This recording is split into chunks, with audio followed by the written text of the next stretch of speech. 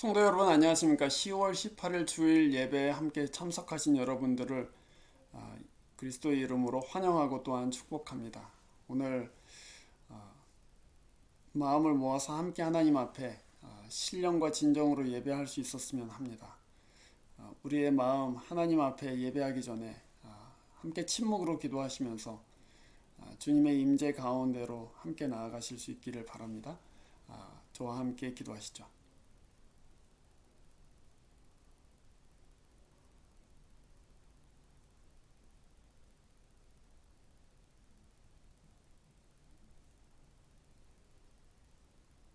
평화의 왕이신 주 예수께 우리가 함께 감사드리고 우리를 지으시고 이 세상을 돌보고 계시는 하나님 아버지께 경배와 찬송을 올려드립니다.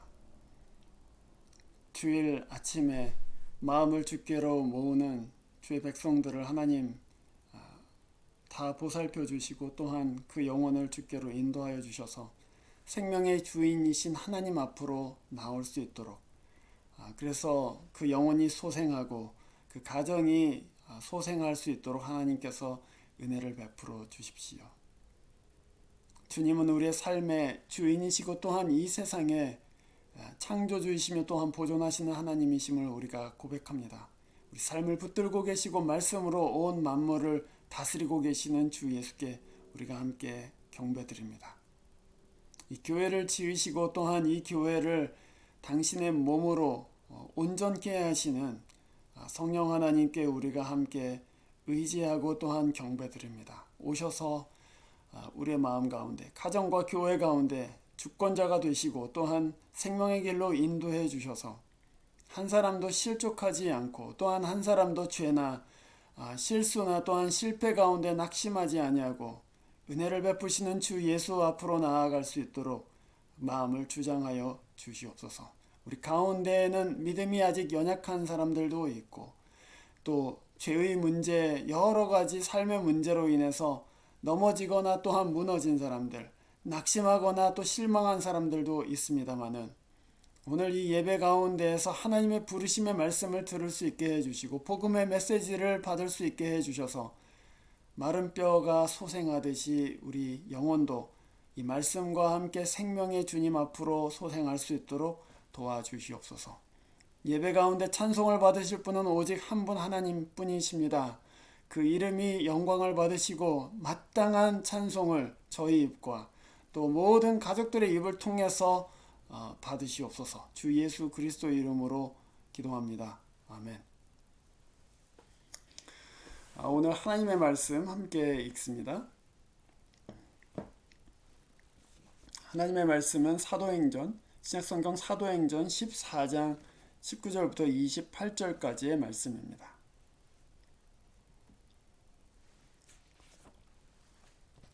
사도행전 14장 19절부터 28절까지의 말씀입니다. 이 말씀을 여러분과 함께 제가 읽도록 하겠습니다. 사도행전 14장 19절부터의 말씀입니다. 그런데 유대 사람이 안디옥과 이고니온에서 거기로 몰려와서 군중을 설득하고 바울을 돌로 쳤다. 그들은 바울이 죽은 줄 알고 그를 성 밖으로 끌어냈다. 그러나 제자들이 바울을 둘러섰을 때에 그는 일어나서 성 안으로 들어갔다. 이튿날 그는 바나바와 함께 더베로 떠났다. 바울과 바나바는 그 성에서 복음을 전하여 많은 제자를 얻은 뒤에 루스드라와 이고니온과 안디옥으로 되돌아갔다. 그들은 제자들의 마음을 굳세게 해주고 믿음을 지키라고 권하였다. 그리고 또 이렇게 말하였다. 우리가 하나님 나라에 들어가려면 반드시 많은 환난을 겪어야 합니다. 그리고 그들을 위해서 각 교회에서 장로들을 임명한 뒤에 금식하면서 기도하고 그들이 믿게 된 주님께 그들을 맡겼다. 그리고 그 두 사람은 비시디아 지방을 거쳐서 밤빌리아 지방에 이르렀다. 그들은 버가에서 말씀을 전한 뒤에 아달리아로 내려가서 거기에서 배를 타고 안디옥으로 향하여 갔다. 이 안디옥은 그들이 선교 활동을 하려고 하나님의 은혜에 몸을 내맡기고 나선 곳이다. 이제 그들은 그 일을 다 이루었다. 그곳에 이르러서 그들은 교회 회중을 불러 모으고서 하나님께서 자기들과 함께 행하신 모든 일과 하나님께서 이방 사람들에게 믿음의 문을 열어주신 것을 보고하였다. 그들은 제자들과 함께 오랫동안 지냈다. 아멘. 기도하겠습니다. 전능하신 하나님 아버지, 이 생명의 말씀 외에 우리가 어디에서 생명을 얻을 수 있고 이 지혜의 말씀, 진리의 말씀 이외에 어디서 하나님의 진리를 알 수 있겠습니까? 주의 말씀은 진리이오니 우리가 이 말씀 앞에 서고 또한 이 말씀으로 인하여 우리의 생명과 평화가 유지되는 줄로 우리가 함께 고백합니다. 오늘 하나님의 말씀을 통하여 이 복음의 말씀이 저희들 마음에 심기워지기를 원하고 생명을 듣기를 원하오니 하나님께서는 우리의 마음 깊은 곳을 열어주셔서 우리 삶의 모든 부분이 주께로 돌아오고 또한 주를 왕으로 우리의 주권자로 주인으로 모시는 큰 은혜를 입게 하여 주시옵소서. 주 예수 그리스도 이름으로 기도합니다. 아멘.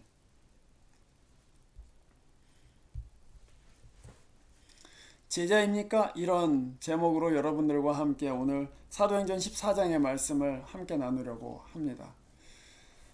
우리가 몇 주 전에 살펴본 바와 같이 안디옥에서 이방인 예수 믿는 사람들이 모이기 시작하면서 그 도시에 있던 사람들이 이 사람들을 그리스도인이라고 불렀다 하는 것을 저희들이 살펴보았습니다. 그런데 사실 여러분, 이 사도행전에서 제자들을 그리스도인이라고 부르지는 않습니다. 그거는 이방 사람들이 그때 그렇게 부르기 시작한 것인데 오늘 여러분 이 본문에서 보시는 것과 같이 누가는 반복해서 이 예수 믿는 사람들을 제자 이렇게 부르고 있습니다. 그게 초대교회 신자들이 자기 자신을 이해한 방식이에요. 물론 예수님께서 사람들을 제자로 부르시고 또한 제자로 삼으셨기 때문에 거기서부터 나온 것이죠. 그래서 예수께서 승천하신 이후에도 이 그리스도인들 믿는 사람들은 자기 자신을 예수의 제자라고 그렇게 생각했습니다. 그게 믿는 자들의 아주 기본적인 자기 인식이에요. 나는 예수의 제자다 하는 거예요. 나는 그리스도인이다. 뭐 그럴 수 있죠. 그러나 1세기에 예수 믿는 사람들은 나는 예수의 제자다 이렇게 생각했습니다. 예수께서 이 제자들을 훈련하실 때에 또 제자로 만드실 때에 주께서는 그들과 매일 함께 계셨습니다. 삶을 다 공유하셨어요. 제자들은 예수님과 함께 하루 종일 일주일 내내 같이 있으면서 3년 동안 따라다녔죠. 예수님과 함께 먹었습니다. 예수님과 함께 일했고 또 함께 성경을 읽고 함께 기도하고 함께 전도를 나가고 함께 치유를 행하고 또 함께 토론을 하고 그랬습니다. 모든 것을 함께 했어요. 예수의 제자들은 모든 삶의 영역들을 그분과 함께 했다 그런 말씀입니다. 그게 제자예요.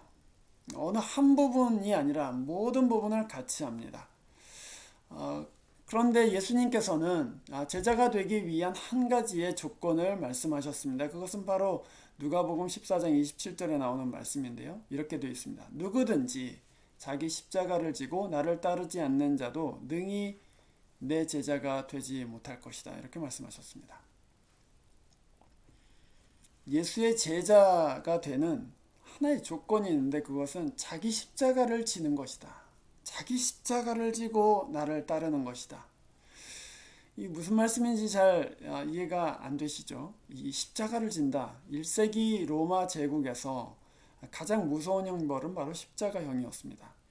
어떤 사람이 십자가형을 선고받으면 그 사람은 십자가를 쓸 그 큰 나무 기둥을 어깨에다 메고 형장으로 향하게 됩니다. 그래서 사람들이 어떤 사람이 이 큰 나무 기둥을 어깨에다 메고 질질 끌려서 어디론가 가는 것을 보면 저 사람 다시는 돌아오지 못하겠구나 하는 것을 금방 알 수 있었습니다. 죽는 것입니다, 말하자면.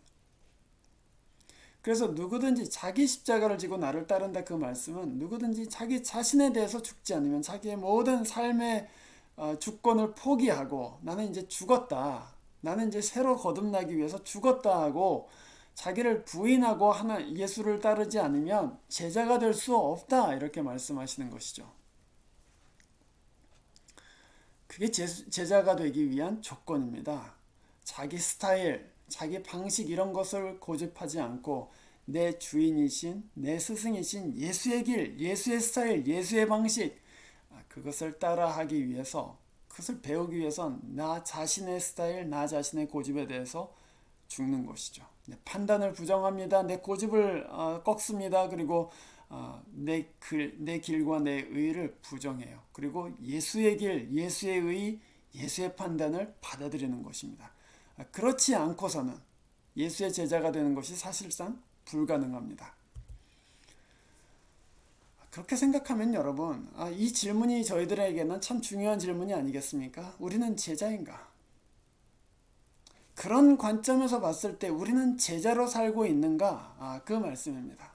이 질문은 교회를 다니고 있습니까? 또는 성경을 읽고 있습니까? 11조를 내고 있습니까? 이런 질문과는 질적으로 다른 질문입니다. 이 질문은 여러분은 예수와 함께 삶의 모든 부분을 공유하고 있습니까? 여러분은 모든 부분에서 예수가 가르치신 것들을 받아들이고 그것이 참 생명의 길이라는 것을 배우고 있는가? 그 말씀이죠. 내 생각과 내 길을 버리고 예수의 생각과 예수의 길, 예수의 가르침과 예수의 인생의 방식들을 받아들이고 있는가? 그것이 제자죠. 그래서 그 질문입니다. 우리는 예수의 제자인가? 여러분은 예수의 제자입니까? 여러분도 보신 적이 있으셨겠지만 유튜브에 보면은 여러 가지 요리 채널들이 있는데 한국에서는 제일 유명한 요리 채널이 아무래도 백종원 요리 채널이 아니겠습니까? 저도 백종원의 요리 강좌를 몇 개 보고서는 저희 아내가 한국에 있을 때 그걸 보고 요리를 해서 이누랑 같이 먹곤 했습니다. 잘하더라고요. 그 요리하는 게 너무 간단하고 또 너무 맛있게 되기도 하고 그래서 상당히 존경하는 마음으로 제가 백종원의 유튜브를 보았습니다. 그러나 여러분, 저는 그의 제자가 아닙니다. 그의 도움을 받았어요. 그의 도움을 받아서 제가 좀 요리를 좀 급하게 해야 될 때 또는 좀 먹을 만하게 해야 될 때 그 도움을 받고 그 어떤 상황들을 잘 견뎌 나갔습니다. 그렇죠?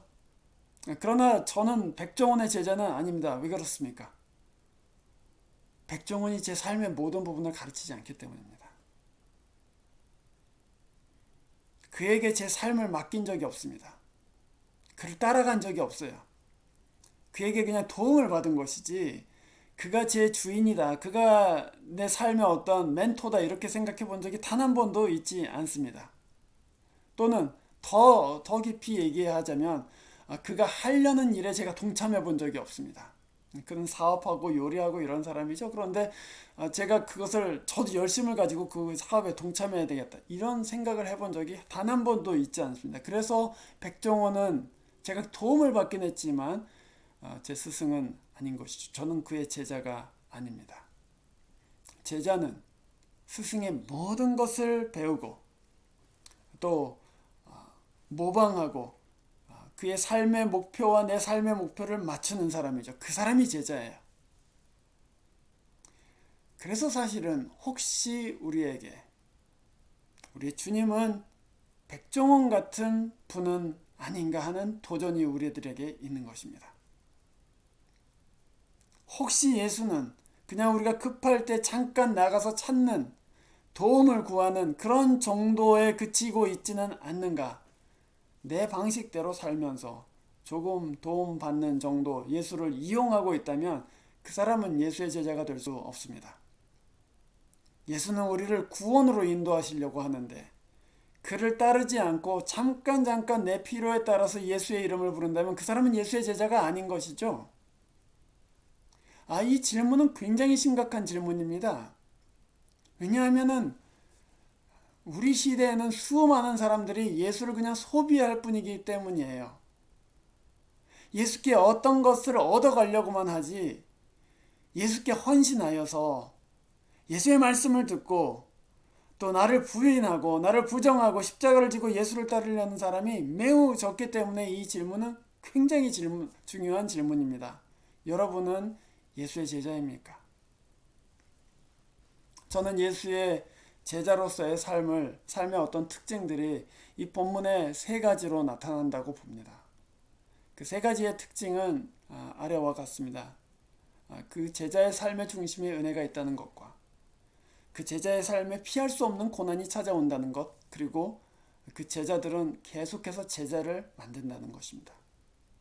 오늘 여러분들과 함께 이 세 가지 특징, 제자의 삶을 제자로 만드는 이 세 가지의 아주 중요한 기초에 대해서 살펴보려고 합니다. 첫 번째 특징은 이것이죠. 제자의 삶의 중심에 은혜가 있다는 것입니다. 오늘 본문 23절의 말씀을 보십시오. 본문 23절에는 이렇게 되어 있습니다. 그리고 그들을 위해서 각 교회에서 장로들을 임명한 뒤에 금식하면서 기도하고 그들이 믿게 된 주님께 그들을 맡겼다, 이렇게 되어 있습니다. 또 26절에 보면 안디옥 교회, 바울과 바나바를 파송한 안디옥 교회를 얘기하면서 이렇게 말하죠. 이 안디옥은 그들이 선교 활동을 하려고 하나님의 은혜에 몸을 내맡기고 나선 곳이다. 사실은 아주 정확한 번역은 주의 은혜에 그들을 맡겼다. 그 주체가 두 사도가 아니라 사실은 이들을 파송한 안디옥 교회입니다. 안디옥 교회가 이 사람들을, 바나바와 바울을 주의 은혜에 맡겼다, 이렇게 되어 있어요. 그러니까 바울이 각 교회에서 자기가 개척한 그 교회에서 장로들을 세울 때에 이제 그 막 믿음의 발걸음을 시작한 이 신생 교회들을 주님께 맡기지 않았습니까? 마찬가지로 바울이, 이 성숙한 바울이 바나바와 함께 선교 여행을 떠나려고 할 때도 안디옥 교회가 이 두 사람을 주의 은혜에 맡겼습니다. 무슨 얘기냐면 제자는 그가 막 처음 시작한 제자이건 아니면 성숙한 제자이건 제자의 삶의 중심에는 언제나 그리스도의 은혜가 있다는 것입니다. 그 은혜가 없이는 그리스도의 제자의 삶은 불가능해요. 왜냐하면 그 제자의 삶이란 게 기본적으로 하나님의 은혜에 대해서 반응하는 삶이기 때문입니다. 하나님의 은혜를 깨닫고 그 은혜에 감사하고 내 마음을 드리고 내 생명을 드리고 그것이 전혀 아깝지 않아요. 제자의 삶은 그 은혜에 감격하여서 그 은혜에 반응하는 삶이 제자의 삶입니다. 그래서 제자의 삶의 중심에는 언제나 은혜가 있어요. 우리는 이 두 사도의 삶을 도무지 이해할 수가 없습니다. 아니 이 본문에 나온 것들을 보세요. 유대인들이 막 몰려와서 돌로 바울을 칩니다. 바울이 아마 머리가 깨졌을 것 같은데, 이 정말 죽음 직전까지 간 것이잖아요. 그런데도 계속해서 전도하러 가요. 이 도대체 어떻게 가능한 일입니까, 여러분? 이 은혜가 아니면 불가능한 일이죠. 나를 죽음으로부터 살리신 하나님의 아들 예수 그리스도의 그 은혜에 대한 깊은 깨달음, 그리고 그 은혜에 깊이 감격하여서 주님을 위해서라면 제가 돌을 맞는 것도 불사하겠습니다. 이런 마음, 그 마음으로 지금 제자의 삶을 살고 있습니다. 무엇을 하건 그 제자의 삶의 중심에 그 행동의 근원 동기에는 은혜가 있어요. 하나님이 나를 구원하셨기 때문에, 하나님이 내게 참아주셨기 때문에, 하나님이 나를 용서하셨기 때문에 내가 용서하고 내가 참고 또 내가 섬기는 것이죠. 그냥 내가 성격이 좋아서 또는 내가 시간이 남아서 또는 내가 좀 여건이 돼서 무엇을 하는 것이 아닙니다. 내 그런 것 되지 않는데도 불구하고 주께서 나를 충성되다고 여겨주셨기 때문에, 주께서 나에게 이 은혜를 베푸셨기 때문에 내가 없는 중에도 봉사하고, 내가 쪼달리는 가운데에서도 하나님 앞에 기쁨으로 헌금하고, 내가 내 몸이 불편한데도 불구하고 하나님께 내 삶을 드리고 내 시간을 드리고 하나님께 은혜로 반응하게 되는 거잖아요. 그게 없으면 제자의 삶은 불가능합니다. 하나님의 은혜가 언제나 그 가운데 있습니다. 그래서 오늘 바울이 이 교회와 장로들을 주의 은혜에 맡기고, 또한 안디옥 교회도 두 사도를 보내면서 하나님께서 이 사람들에게 은혜 베풀어 주시기를 하고 주의 은혜의 두 사도를 맡기는 것이죠. 여러분, 이 은혜가 말랐다면 여러분은 지금 이 은혜를 회복하셔야 합니다.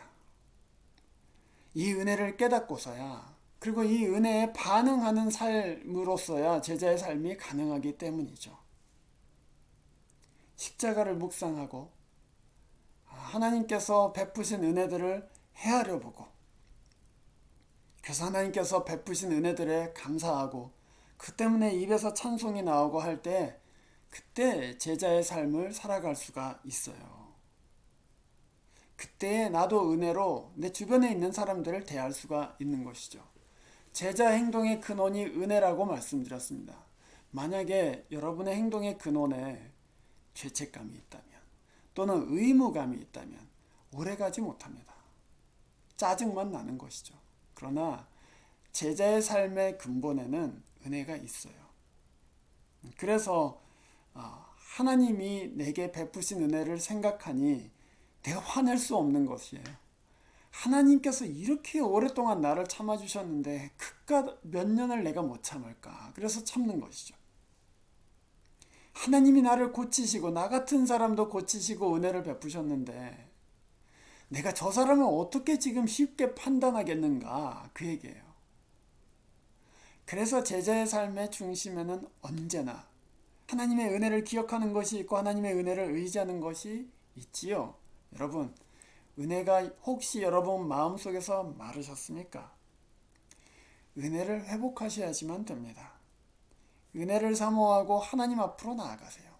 하나님께서 베풀어 주신 은혜를 헤아려 보시고 그 은혜에 대해서 찬송하기 시작하십시오. 그러면 주님께서 제자의 삶을 이어갈 수 있는 넉넉한 힘을 여러분에게 허락해 주실 것입니다. 두 번째, 제자의 삶의 특징. 그것은 고난을 피하지 않는다는 것입니다. 오늘 이 본문에 보면은 유대인들이 바울이 있는 도시로 몰려와서 군중들을 설득하여서 바울을 돌로 치는 아주 무서운 사건이 일어납니다. 여러분 돌 맞아 보신 적 있습니까? 저도 이렇게 돌을 맞아 본 적은 없지만 어렸을 때 놀이터에서 친구들하고 싸움이 나갖고는 이쪽 편에 있는 친구들이 저쪽 편에 있는 친구들한테 돌멩이를 막 던지는 그런 게 아직도 기억이 납니다. 이 돌이 사실은 그렇게 던지기 위해서는 큰 돌은 사실 그렇게 던질 수가 없어요. 딱 주먹에 쥐일 만한 그런 돌을 있는 힘껏 던지는 것이죠. 그런데 저 돌 한 번 맞았다가는 큰일 나겠구나 하는 그런 생각이 들죠. 그 돌 맞으면 큰일 납니다. 그렇죠? 오늘 바울이 날아오는 돌을 맞고 정신을 잃었습니다. 아마 머리에 맞았을 거예요. 그래서 피를 흘렸을 것입니다. 죽었다고 생각했습니다. 그래서 바울을 질질질질 끌고 성 밖으로 그냥 나가서 쓰레기장에다 그냥 버렸어요.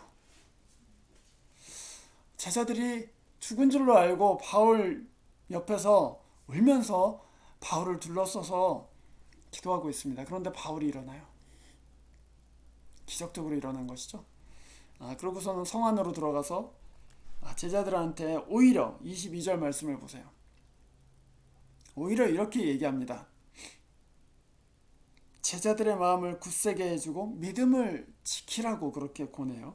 그러면서 22절 하반절에 이렇게 얘기하죠. 우리가 하나님 나라에 들어가려면 반드시 많은 환난을 겪어야 합니다. 하나님 나라에 들어가기 위해서는 많은 환난을 겪어야 될 것입니다. 그렇게 얘기해요. 피하지 않습니다. 고난을 피하지를 않아요. 그게 제자 삶의 두 번째 특징이에요. 이 본문에서 드러나는. 자기의 삶에 고난이 올 거라는 것을 알고 있고 예수 믿은 사람들한테도 그것을 얘기해줘요. 여러분의 삶에 고난이 반드시 있을 것이라고. 예수께서는 사도행전 9장에 보면은 바울이 다메섹에서 회심하고 기도하고 있을 때에 그가 얼마나 많은 해를 받아야 될지를 미리 보여주셨다고 되어 있습니다.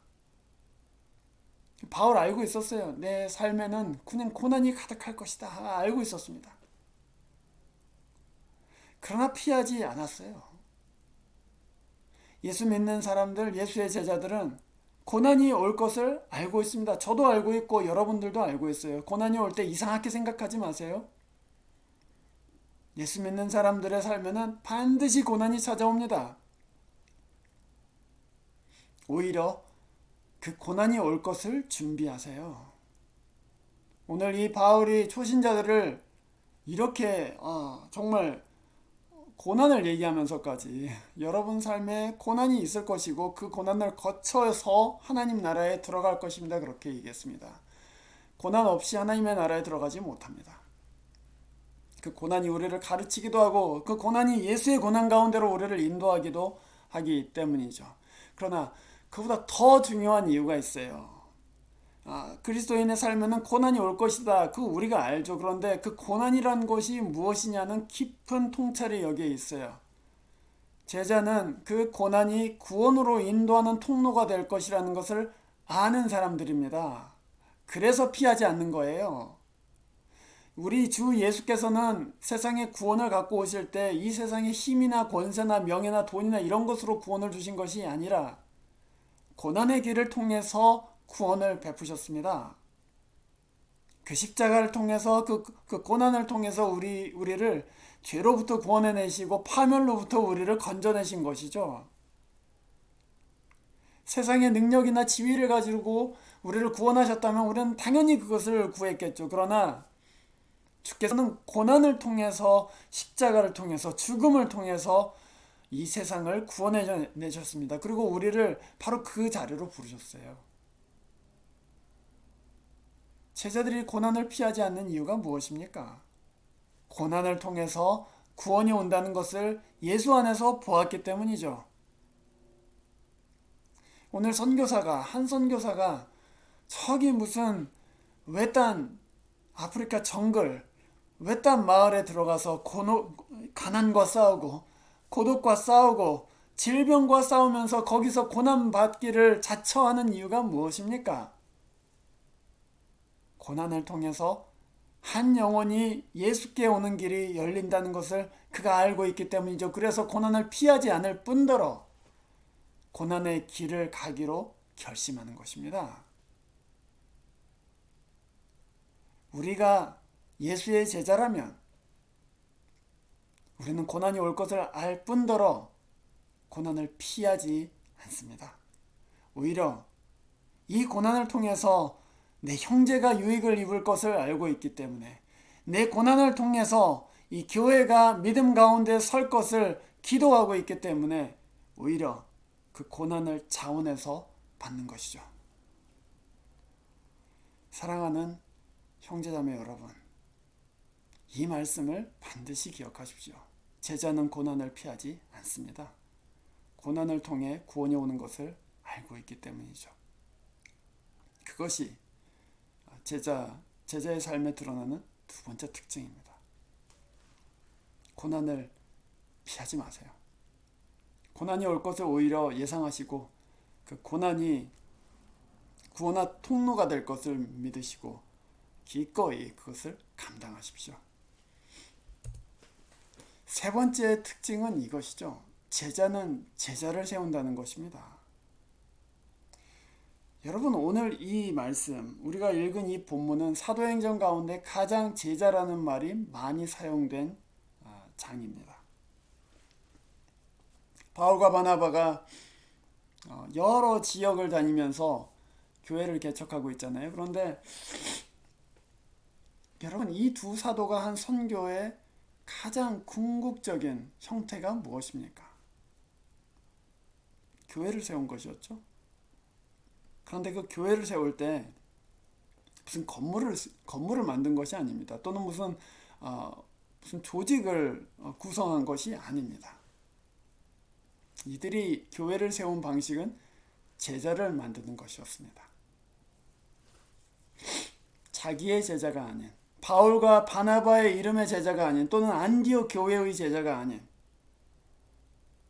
예수의 제자들을 만들었습니다. 제자는 결국에는 선생이 될 사람들이에요.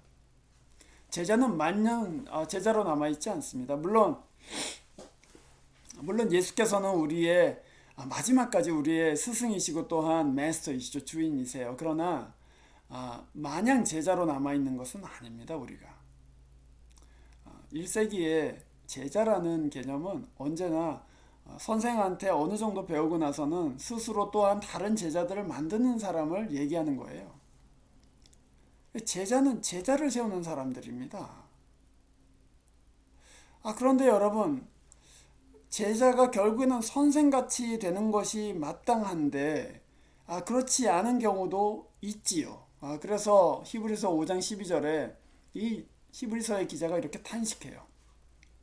오늘 이 말씀입니다. 시간으로 보면 여러분은 이미 교사가 되었어야 할 터인데 다시금 하나님의 말씀의 초보적 원리를 남들에게서 배워야 할 처지에 놓여 있습니다. 여러분은 단단한 식물이 아니라 젖을 필요로 하는 사람들이 되었습니다. 이렇게 얘기해요. 시간으로 보면 지금 때가 굉장히 오래 지내서 이제는 교사가 이제는 선생이 되어서 누군가를 키워내고 누군가를 예수 믿는 사람으로 단단하게 서게 할 사람들이 되어야 할 텐데 아직도 초보적인 원리를 남들에게 배워야 하는 그런 처지에 놓여 있다. 이건 부끄러운 일이다. 이렇게 말하는 것입니다. 여기서 단단한 음식물 혹은 뒤에 나오는 젖, 이 다 그리스도 교회에서 가르치는 가르침의 내용들을 얘기하죠. 젖이란 것은 받아들이기 쉬운 말씀들입니다. 하나님께서 나에게 은혜 베푸신다. 하나님이 나를 사랑하신다. 이런 말씀들이에요. 그 젖이에요. 그 젖은 우리를 처음에 우리가 예수를 믿을 때 그 젖을 먹고 커요. 그 은혜를 많이 먹고 큽니다. 그런데 단단한 식물이라는 것은 제자도에 관한 말씀들입니다. 이제 장성해지면 그 음식을 섭취하면서 단단한 음식들을 섭취하고 거기에 있는 양분들을 흡수하면서 힘을 내고 또 일을 하게 되는 것이죠. 그래서 이 단단한 음식물들이라는 것은 대부분 제자도에 관한 말씀입니다. 오늘 제가 드리는 이 말씀은 단단한 식물들입니다. 만약에 여러분 이 말씀을 들으시면서 부담이 되거나 이 말씀을 들으면서 어렵거나 또는 막 힘들게 느껴지시면 여러분은 지금 젖을 필요로 하는 사람들인 것입니다. 아직 자라지를 못한 거예요. 아직은 젖먹이인 거예요. 그러나 이 말씀을 듣고 내가 진짜 제자로 서야지. 내가 지금 이렇게 살면 안 되지. 그런 마음이 드세요? 그럼 여러분은 지금 단단한 음식물을 소화할 수 있는 정도의 성숙한 사람이신 것입니다. 어떻게 제자를 세웠는가? 오늘 이 말씀을 자세히 살펴보세요. 아까 제가 말씀드린 것과 같이 삶을 나눔으로 제자를 만들었습니다. 여기 안디옥, 이고니온, 또 루스드라 여기 있던 제자들, 바울이 또한 바나바가 행하는 것을 눈여겨보았습니다. 돌에 맞아서 쓰러진 걸 봤어요. 우리 선생이 고난받는구나. 그래서 죽은 줄 알았어요. 질질질질 피를 흘리면서 사람들이 끌어다가 아마도 뭐 성밖이라는 것이 사실 쓰레기장입니다. 쓰레기장에다 버렸을 거란 말이에요. 이 쓰레기 같은 놈아 그러고서는 그 사도를 끌어다가 쓰레기장에다가 버렸습니다. 그 제자들이 와서 따라왔겠죠. 둘러섰어요. 죽은 줄로 알고 울고 있었습니다. 그리고 하나님께 기도했어요. 하나님 어떻게 우리에게 복음을 전해준 이 바울 선생을 이렇게 죽게 만드십니까? 근데 바울이 거기서 일어나요. 얼마나 기뻤을까 그런 생각을 합니다. 죽은 줄 알았는데 하나님이 기적적으로 바울을 거기서 살려주세요. 바울이 일어납니다. 일어나는 걸 봐요. 도망갈 줄 알았어요. 그런데 다시 성 안으로 들어갑니다. 그래서는 성 안으로 들어가서 뭘 해요? 22절 말씀이 이렇게 돼 있죠. 제자들의 마음을 굳세게 해주고 믿음을 지키라고 말하면서 여러분 하나님의 나라에 들어가려면 많은 고난을 겪어야 됩니다. 이렇게 얘기해요. 그 모습을 보면서 제자들은 두려워하는 것이 아니라 오히려 담대해지는 것이죠. 여기에 한 사람, 예수 믿는 제자, 돌에 맞고서도 다시 돌아와서 믿음에 굳게 서라고 하는, 그러면서 우리가 하나님 나라에 들어가려면 수많은 환난을 거쳐야 된다고 말하는 그 사람을 보는 것입니다. 그래서 마음에 제자로서 살고자 하는 강한 믿음이 생기는 것이죠. 고난을 보고 배웠어요. 고난을 보고 격려를 받았습니다. 말씀이 살아서 움직이는 것을 바울을 보고 배웠어요. 그렇게 하면서 다른 제자들을 세울 수 있는 제자로 서겨둡니다. 교회의 리더들을 세워요. 오늘 이 말씀 22절 또 23절에 보시면은 바울과 바나바가 각 교회에서 장로들을 세우고 그들을 위하여 금식으로 기도하면서 그들을 주의 은혜에 맡깁니다. 이들이 누구입니까? 교회의 지도자들, 제자들을 세우게 될 제자들입니다. 그 사람들을 은혜에 맡겨요. 왜냐하면 그 사람들이 가장 많이 고난받게 될 것이기 때문이죠. 그래서 바울은 속으로 참으로 짠한 마음과 함께 금식하면서 기도하면서 하나님, 이 사람들을 주께 맡깁니다 하고 기도하는 거예요.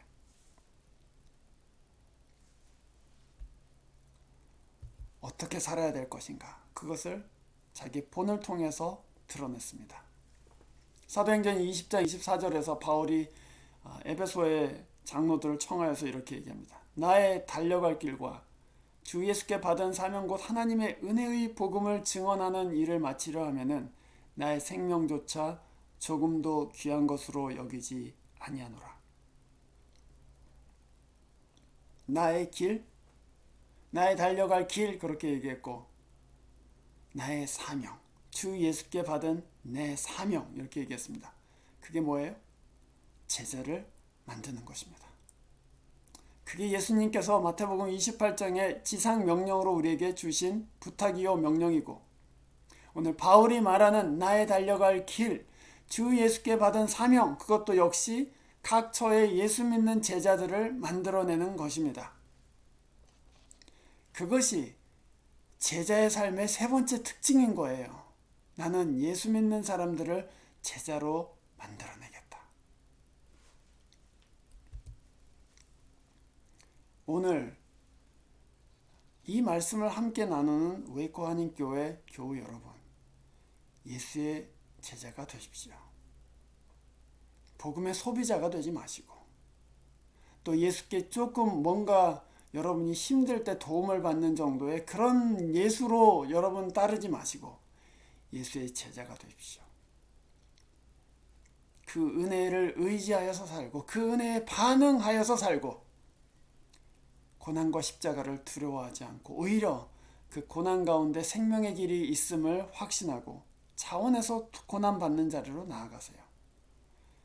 그리고 주께 받은 사명 감당하고자 제자를 세우고 잘 자랄 수 있도록 돌봐주고 그 일을 완수하세요. 오늘 바울과 바나바는 1차 전도 여행을 마치고 이제 안디옥으로 돌아가게 되죠. 26절 말씀에 이렇게 되어 있습니다. 거기서 배를 타고 안디옥으로 갔는데 안디옥에서 27절에 보면 온 교회 회중을 모아요. 그리고서는 하나님께서 자기들과 함께 행하신 모든 일들 또 이방 사람들에게 이 믿음의 문을 열어주신 것을 함께 보고했다 이렇게 되어 있습니다. 여러분 이 모습이 우리가 나중에 하나님 앞에 갔을 때 할 모습입니다. 1차 선교여행이 끝났잖아요. 우리의 미션이 우리의 죽는 날 완수되고 그리고 하나님 앞에 가면 하나님께서 지상에서 우리를 통해서 하신 모든 일들을 거기에 모여있는 천국 백성들에게 보고할 거예요. 하나님이 믿음의 문을 어떻게 여셨는가를 보고할 것입니다. 그때는 우리 자식이 무슨 대학에 들어갔다, 우리 자식이 무슨 기업체에 들어갔다, 또는 내가 뭐 프로모션에서 어디까지 갔다, 내가 재물을 얼마나 모았다, 그런 것들을 얘기하는 자리가 아닐 거예요. 우리가 하나님 앞에 가면 주께서 나를 통해서 무슨 일을 행하셨고 어떻게 믿음의 문을 여셔서 사람들을 주께로 돌아오게 하셨는지, 제자로서 내가 이 땅에서 무엇을 하였고 하나님께서 나를 통해서 무엇을 행하셨는지를 사람들과 함께 나누는 경축의 자리, 기쁨의 자리가 될 것입니다. 그때 여러분 무엇이라고 말씀하시겠습니까? 예수의 제자가 되시기를 주의 이름으로 축원합니다. 기도하겠습니다.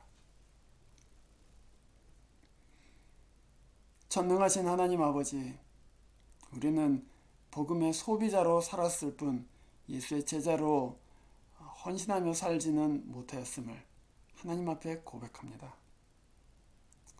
우리는 젖이나 먹는 어린 아이로 오랫동안 살았고 단단한 식물을 섭취하고 하나님 나라를 위해서 제자의 삶을 사는 적극적인 자리에까지는 나아가지 못했음을 또한 고백합니다. 오늘 이 말씀으로 우리를 도전하시고 또한 우리를 격려하시는 주께 감사드립니다. 온 교회가 이 말씀에 반응하여서 제자로서의 삶을 시작할 수 있도록 도와주시고, 또 나중에 하나님 나라에 함께 모였을 때는 하나님께서 우리를 통하여 어떤 귀하고 아름다운 일들을 행하셨는가를 함께 나누면서 주의 이름을 송축하고 또한 하나님께서 이루신 구원의 역사들을 나누는 기쁨이 충만하도록 인도하여 주시옵소서. 주 예수 그리스도 이름으로 기도합니다. 아멘. 제가 이제 축도함으로 예배를 마치겠습니다. 이제는 우리 주 예수 그리스도의 은혜와 하나님의 극진하신 사랑과 성령의 교통하심이 제자로 살기를 원하는 주의 백성들 가운데 하나님의 영광 위에서 이 길 가고자 하는 주의 귀한 권속들 위에 이제와 영원토록 함께 계시기를 간절히 축원하옵나이다. 아멘. 감사합니다. 여러분, 복된 주일 되시기를 바랍니다.